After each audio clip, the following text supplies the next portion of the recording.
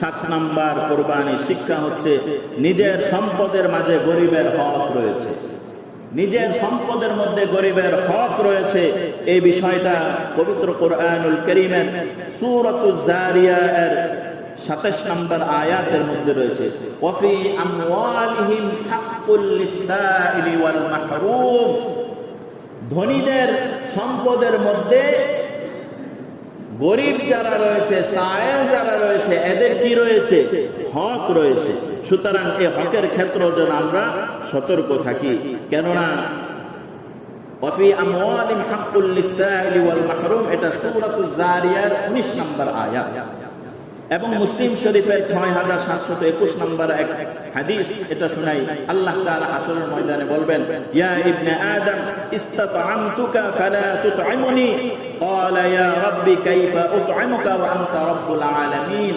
কিয়ামতের ময়দানে আল্লাহ বান্দাকে বলবেন, হে আমার বান্দা, আমি তো ক্ষুধার্ত ছিলাম, তুমি আমাকে খাওয়াও নাই। বান্দা বলবে, কাইফা উতঈমুকা, কিভাবে আপনাকে খাওয়াবো? ওয়া আনতা রাব্বুল আলামিন, আপনি তো পালনকর্তা, সৃষ্টিকর্তা, আপনি সবাইকে খাওয়ান, তো আপনাকে কিভাবে খাওয়াবো?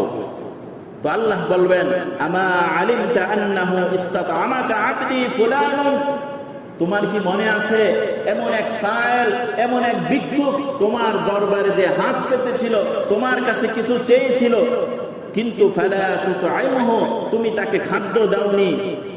তখন ওই ব্যক্তির মনে হয়ে যাবে, হ্যাঁ, এমন একজন ব্যক্তি আমার কাছে চেয়েছিল, আমি তাকে আমার দরজা থেকে ফিরিয়ে দিয়েছি, তাকে আমি সহযোগিতা করি নাই।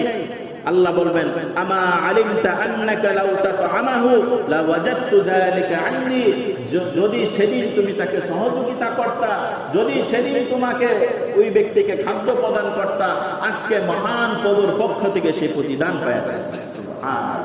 এই হাদিস একটু বড় আছে, এই হাদিসের উপরের অংশ আছে যে আল্লাহ বলবেন, আমি অসুস্থ ছিলাম, তুমি আমাকে সেবা শুশ্রূষা করো নাই।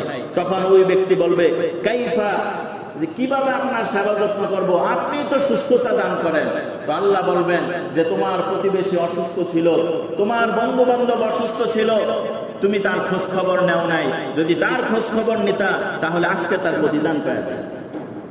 এই হাদিসের শেষের অংশ রয়েছে যে একজন পিপাসার্ত ব্যক্তি তোমার কাছে পানি চেয়েছে, কিন্তু তুমি সেদিন পানি দাও নাই। আল্লাহ বলবেন, আমি পিপাসার্ত ছিলাম, আমি তোমার কাছে পানি চেয়েছি, তুমি পানি দাও নাই। তখন আল্লাহ ওই বান্দা বলবে, আল্লাহ, আপনি কিভাবে পিপাসার্ত হন? আপনি তো আসমান জমিনের মালিক, আপনি তো সবাইকে পানি পান করান। তো আল্লাহ তাআলা বলবেন, তোমার প্রতিবেশী পিপাসার্ত ছিল, অমুক ব্যক্তি পিপাসার্ত ছিল, যদি তাকে পিপাসা নিবারণ করতা, আজকে কিয়ামতের ময়দানের প্রতিদান তুমি আমার কাছে। সুবহানাল্লাহ। এ কারণে দেওয়ার মন মানসিকতা এটা অনেক বড় রাখা। কোরবানি আমরা যারা দিয়েছি, এরা কি আমরা শুধু নিজেরা খাইছি না অন্যদেরকেও দিছি কিনা? আমরা তো একা খাই নাই। আমার তো মনে হয় না যে এমন একজন কোরবানি দাতা পাওয়া যাবে যে এক টুকরো দেয় না। আমার বিশ্বাস সবার প্রতি ভালো যে সবাই দিয়েছে। এই যে দিলেন, এটা কি কোরবানিতেই শেষ না জারি রাখবেন? জারি রাখবো ইনশাআল্লাহ। 7 নাম্বার, সকল ভালোবাসার উপর আল্লাহ তাআলার ভালোবাসা সবার উপরে রাখা। দুনিয়ার সব ভালোবাসার উপর আল্লাহ তাআলাকে প্রাধান্য দেওয়া, আল্লাহ তাআলার ভালোবাসাকে সবার উপরে রাখা। 8 নাম্বার শিক্ষা হচ্ছে উদারতা, আন্তরিকতা, দান করার শিক্ষা আমরা এই কোরবানি থেকে পাই। অবাক করা কাণ্ড, যেমন ধরেন কোরবানির সময়, কোরবানি ছাড়া 1 কেজি গরু গোশতের দাম কত আনুমানিক বলেন তো? কত? 700, 750। 2 কেজির দাম কত? দেখেন, 1500 টাকা। আপনি কিন্তু এক আত্মীয়র বাসায় 5 কেজি গোশত পাঠাইছেন, 2 কেজি গোশত পাঠাইছেন। আপনি কিন্তু এমন একজন ব্যক্তিকে 1 কেজি গোশত তার বাড়িতে নিয়ে পৌঁছায় দিয়েছেন। সে কি আপনাকে 1 টাকাও দিছে? 1 টাকাও দেয় নাই, কিন্তু 750 টাকা আপনার তার বাড়িতে পৌঁছায় দিয়েছেন, সে আপনার কাছে চাই নাই। এই যে দেওয়ার মন মানসিকতা, সারা বছর কি আমাদের সেই সুযোগ হয়?